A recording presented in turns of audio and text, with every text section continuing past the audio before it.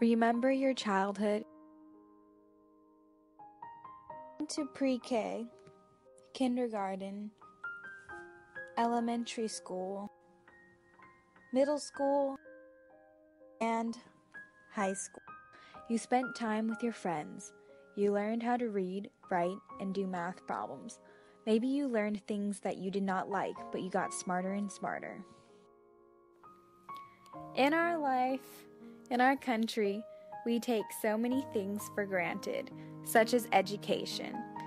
However, on the other side of the world, in some countries, there are children who cannot go to school at all, especially girls. Look at this country right here. Its name is Pakistan. It is the 6th most populous country on earth. There are 182.1 million people living here, and out of these 182.1 million, 54% of them do not know how to read and write. Out of this 54% of Pakistanis, 2/3 of them are women.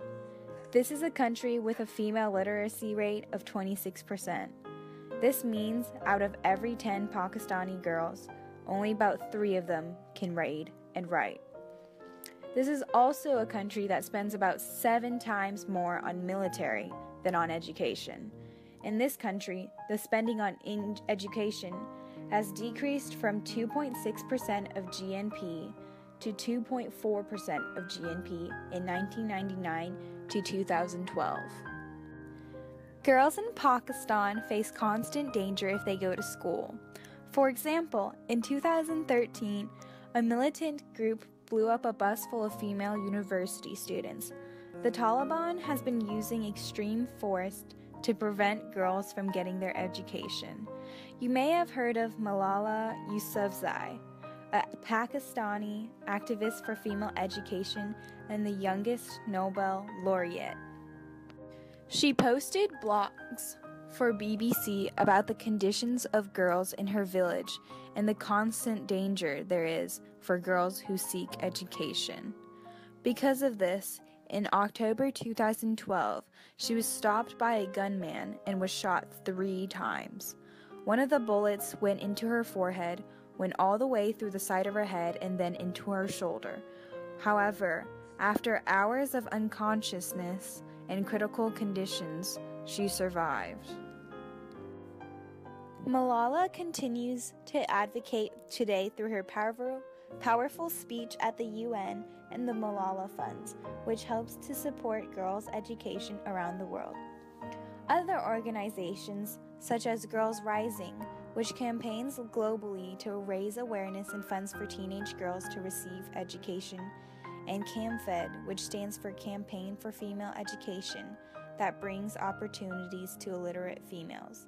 Additionally, Save the Children has a donation branch dedicated to girls' education, as well as UNICEF, United Nations Children's Fund. Even though there are several organizations helping to improve the education and safety of these girls, this is far from enough, and we are just starting.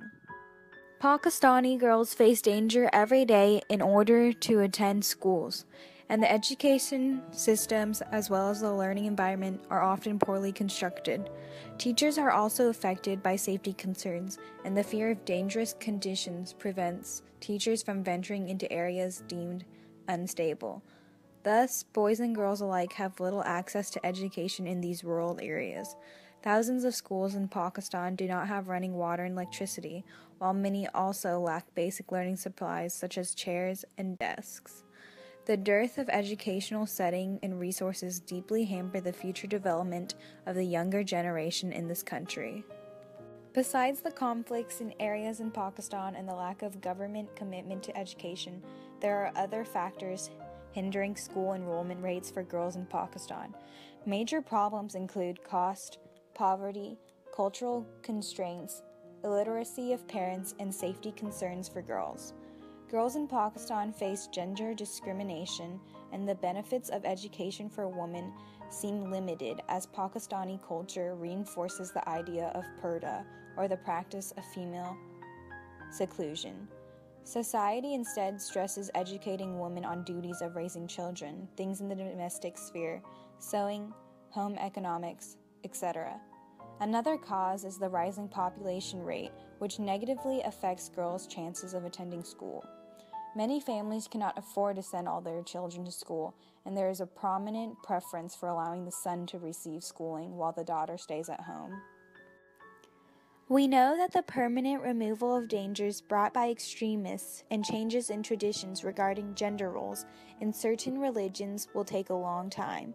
But what we can do right here, right now, is to donate to these girls so they will have the chance to go to school, to get an education, to study in a safer and better environment, to have a chance to change their future.